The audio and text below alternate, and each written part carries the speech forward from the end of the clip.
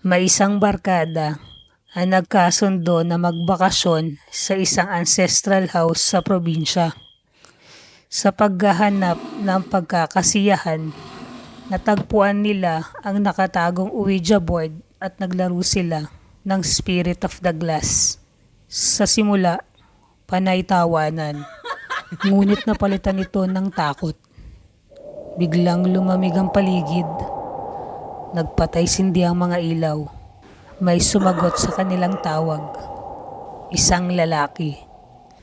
Sa takot na magkakaibigan, tinigil nila ang laro at nagpasyang umuwi ng Maynila kinabukasan.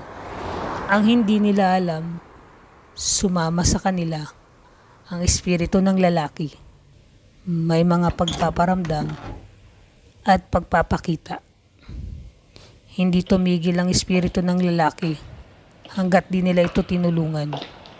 Ang akala ng barkada, natapos na ang mga paramdam sa kanila. Ngunit sa ginawa nilang laro, nabuksan nila ang mundo ng mga espiritu. Ikaw, gusto mo rin bang maglaro ng Spirit of the Glass? Handa ka ba kung may sumagot sa tawag mo?